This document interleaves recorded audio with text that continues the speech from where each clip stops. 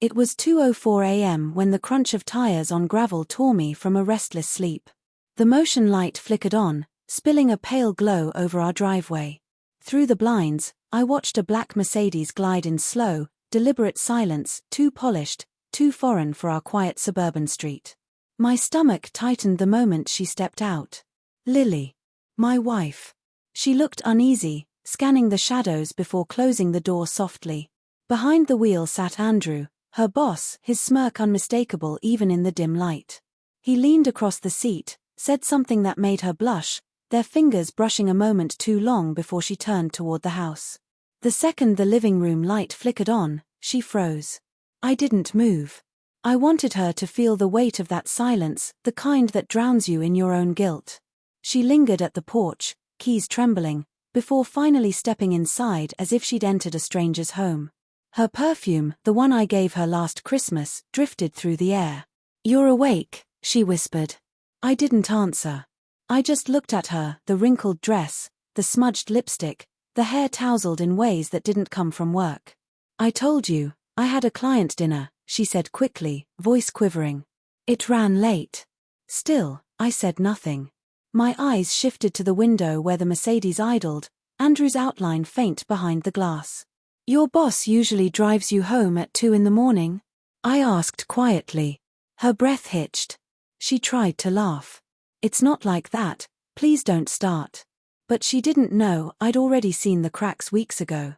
The late nights, the sudden wardrobe changes, the new phone lock, the way she flipped its screen down, her forced smiles when I asked about her day. I told myself it was stress, a new promotion, maybe pressure. Then one night she left her phone behind. A single message blinked across the screen. "Can't wait to see you tonight, beautiful. I'll drive." From Andrew, work. I'd said nothing since. Silence had become my weapon. Because sometimes, it tells the truth louder than shouting ever could. Now she stood before me, eyes wide, breath shallow. "We were just talking," she stammered. "He offered to drive me, that's all." I walked past her, drew the curtain aside. "Then why is he still out there?" She froze. Panic rippled across her face. Then, as if he felt my stare, the headlights blinked once and the car rolled away down the street. I let out a dry, humorless laugh. "Guess the conversation's over." Her shoulders sagged. "You're making this into something it's not." "Then tell me," I said, my tone sharp.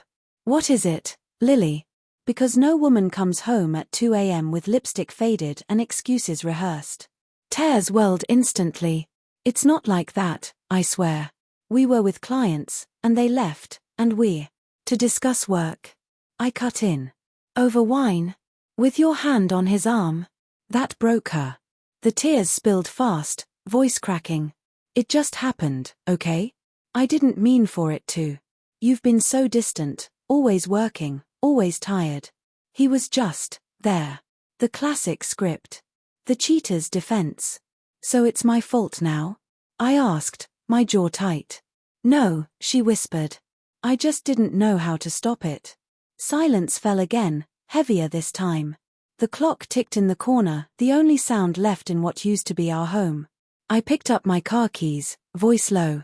"You didn't stop it because you didn't want to." Her face crumpled. "Please, don't go. I'll quit. I'll end it. We can fix this."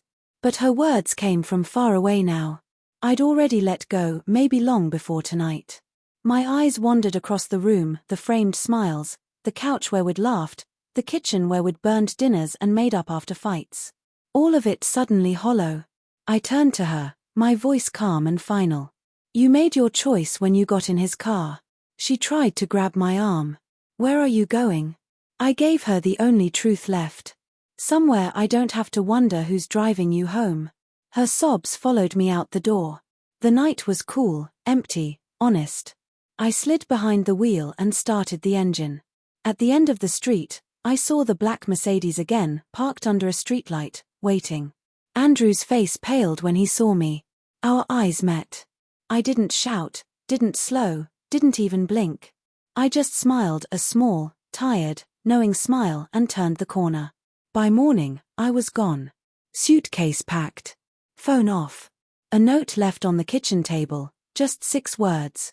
The look on your face said everything. When she woke to an empty bed and quiet house, maybe she finally understood what those 2 a.m. rides had cost her, not just trust, not just love, but the one man who would have done anything to keep her safe. She traded loyalty for late-night thrills. And I traded heartbreak for freedom. That's how it ended, no shouting, no closure. Just the sound of a car leaving, and a woman realizing too late that she'd lost everything.